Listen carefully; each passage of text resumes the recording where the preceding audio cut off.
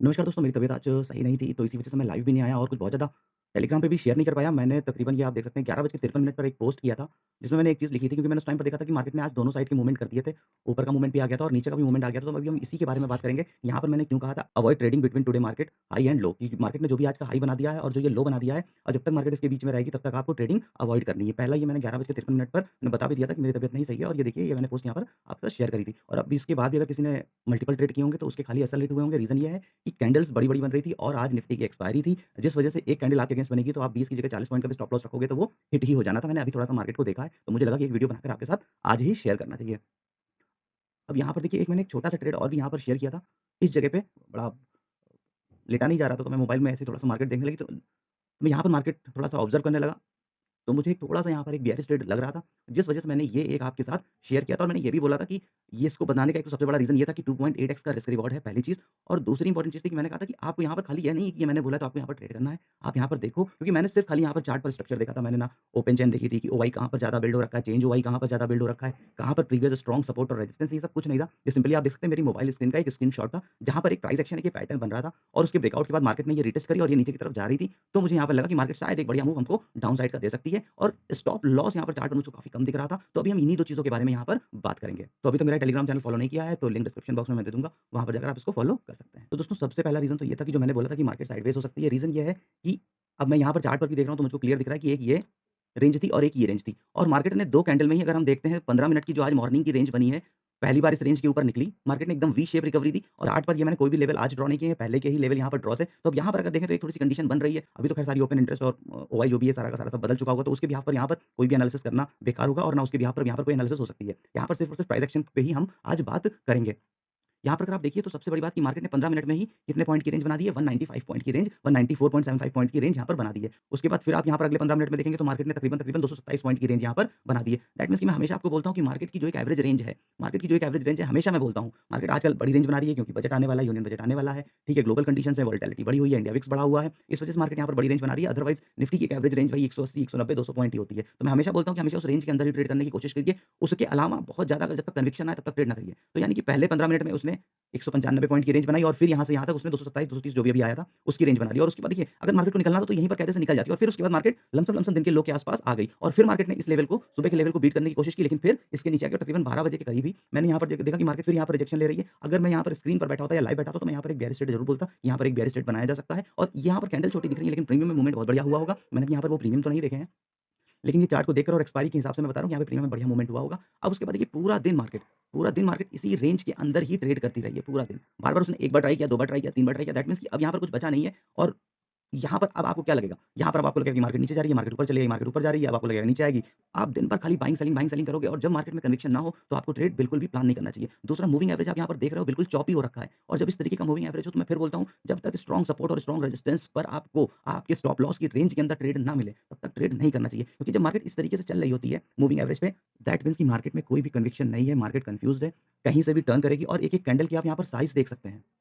और आज निफ्टी की एक्सपायरी थी, तो उससे आप इमेजिन कर सकते हैं कि इस पे कितना तगड़ा मूव प्रीमियम का हुआ होगा। जिसके फेवर में हुआ होगा, उसकी बहुत बढ़िया, लेकिन जिसके अगेंस्ट में हुआ होगा और अगर उसने स्टॉप लॉस नहीं लगाया होगा, तो उसको ट्रिमेंडस लॉस यहाँ पर फेस करने पड़े होंगे। तो इसीलिए मैंने बोल दिया था और अमूमन देखा भी गया है कि अगर एक्सपायरी वाले दिन मार्केट एक्सट्रीम गैप अप या गैप डाउन खुल जाती है या फिर उसके बाद वो 15 मिनट में एक बड़ी-सी रेंज बना देती है, तो फिर जब तक उस रेंज का प्रॉपर ब्रेकआउट या ब्रेकडाउन नहीं होता है, तब तक वो नो ट्रेडिंग ज़ोन होता है। इसीलिए मैंने यहाँ पर आपको बोला था कि ये नो ट्रेडिंग ज़ोन है। चौपी था मूविंग एवरेज, एक रेंज के अंदर फँसी हुई थी मार्केट, इस वजह से मैंने यहाँ पर बोला कि यहाँ पर आपको कोई भी ट्रेड नहीं कर। दूसरा ट्रेड मैंने आपको यहाँ पर बताया था 2:15 की कैंडल पे। जो ये कैंडल बन रही थी, तो यहाँ पर एक कन्विक्शन आया था कि मार्केट कंटिन्यू मूविंग एवरेज के नीचे क्लोज़ कर रहा है और एक पैटर्न का ब्रेकडाउन हुआ है, तो शायद यहाँ से मार्केट अगर इस लेवल के लिए भी आ गई, यहाँ तक भी आ गई, इसके नीचे नहीं भी जाती, तो भी प्रीमियम बहुत बढ़िया मूव होगा। अभी हम उसको प्रीमियम पे भी जाकर देखेंगे, जबकि एक छोटी-सी कैंडल बनी है और इसके बाद आप जो ये अगली कैंडल देखेंगे, यहाँ पर इतनी छोटी-सी कैंडल बनने पे भी शायद 15 से 17 पॉइंट का यहाँ पर मूवमेंट हो गया था। इस टाइम पे मार्केट 25,050 के आस-पास चल रही थी, तो यानी कि जो हमारी यहाँ पर पुट बनती है, वो 25,050 की बनती है और ये 1:15 का ट्रेड था। रीज़न ये था कि अगर हम यहाँ पर इस ट्रेंड लाइन को ड्रॉ करते हैं, तो एक ये ऊपर से ट्रेंड लाइन ड्रॉ होती है। मेरे पास सिर्फ़ मोबाइल था, तो इसी वजह से मैंने कुछ बहुत ज़्यादा तो इस पे रिसर्च नहीं करी थी। बस जो चार्ट पर दिख रहा था मैंने वही चीज़ बताई थी यहाँ पर आपको। अब यहाँ पर देखिए मार्केट ने पहले यहाँ पर सपोर्ट बनाया, यहाँ रेजिस्टेंस लिया, फिर ये सपोर्ट बनाया, फिर ये, तो एक यहाँ पर सिमेट्रिक ट्रायंगल फॉर्म हो रहा था कि कंटिन्यू मार्केट यहाँ पर और इस ये भी ऑलमोस्ट पास में और ये यहाँ पर रिजेक्शन लिया। सपोर्ट की बात बोले तो पहला सपोर्ट लिया, दूसरा सपोर्ट लिया और ये तीसरी जगह पे ब्रेकआउट हुआ और ये ब्रेकडाउन होने के बाद मार्केट ने ये जो ब्रेकडाउन किया, फिर ये एक रीटेस्ट किया और ये फिर नीचे आ गई। आइडियली तो यहीं से मार्केट को नीचे चला जाना चाहिए था, लेकिन ठीक है मार्केट चॉपी थी और कंडीशंस बन रही थी, तो इसलिए मैंने आपको इस जगह पे बताया था और यहाँ पर हमारा स्टॉप लॉस था। अब अगर हम यहाँ पर प्रीमियम पर जाकर देखें, तो 25,050 की पुट, ये 2 बज के 15 मिनट की कैंडल है। तकरीबन 43-42 का उस टाइम पे प्रीमियम यहाँ पर चार्ट पर चल रहा होगा, क्योंकि उस टाइम पे कैंडल बन रही थी और अगली कैंडल सोचिए कि चार्ट पर बहुत छोटी बनी, लेकिन प्रीमियम ने जंप कितने का मारा है? 61.6, यानी 42 से 60-61 पॉइंट का प्रीमियम यहाँ पर चला गया। और जबकि अगर हम स्टॉप लॉस की बात करें, तो 19 ये हमारा स्टॉप लॉस है, तो स्टॉप लॉस भी 20-21 पॉइंट का था। बड़ी रेंज बन रही है, एक्सपायरी का दिन है, तो इतना आपको लेकर चलना पड़ेगा। खैर यहाँ पर मार्केट हमारे फेवर में नहीं गई और ये यहीं से रिवर्स होकर चली गई। तो यहाँ पर कहने का मतलब ये है कि अगर आपका स्टॉप लॉस हिट भी हो जाता है, तो इससे आपको घबराना इसलिए नहीं चाहिए, क्योंकि आपने अपनी कंडीशंस पे ट्रेड लिया। आज मार्केट ने अपनी कंडीशंस को फॉलो नहीं किया, इसमें आपकी गलती नहीं है।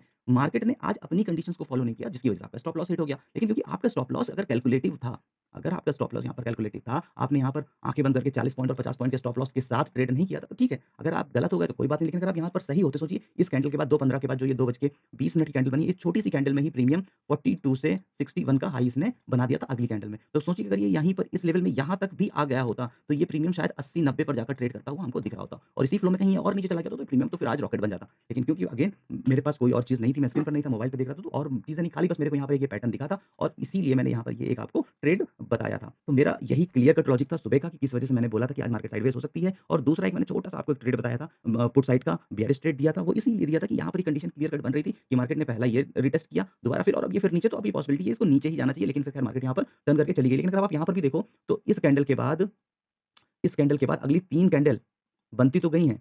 3 बज के 10 मिनट के बाद जो ये 3 कैंडल बनी है, यहाँ आपको स्पॉट पर बनते हुए दिख रहे हैं। लेकिन अगर आप यहाँ पर 25,100 का प्रीमियम जाकर देखोगे, तो वहाँ पर अगली वो 3 कैंडल इनसाइड कैंडल ही बनी है। क्योंकि जनरली अगर आप ऑप्शंस में ट्रेड करते हो, तो 3 बजे के बाद वैसे ही आपको ट्रेडिंग नहीं करनी चाहिए, क्योंकि उसके बाद प्रीमियम का बिहेवियर थोड़ा-सा अलग हो जाता है। कई बार मार्केट मूव कर रही होती है, लेकिन प्रीमियम मूव नहीं करता। कई बार मार्केट आपकी कांस्टेंट होती है, लेकिन प्रीमियम आपके अगेंस्ट में बड़ी तेज़ी से डिके होता है। तो मल्टीपल चीज़ें उस टाइम पे काम कर रही होती हैं। तो इसलिए बेस्ट होता है कि 3 बजे तक या 3 बज के 5 मिनट, 10 मिनट तक अपनी पोज़ीशंस को क्लोज़ कर देना चाहिए। उसके बाद उसको कैरी नहीं करना चाहिए। तो अब ये जो मूवमेंट आया, इसका तो कोई मतलब ही नहीं है। मेन मूवमेंट यहाँ पर ये जो 3 बजे तक था, बस यही था और यहाँ पर आप देखेंगे तो मार्केट ऑलमोस्ट पूरा दिन साइडवेज़ रही।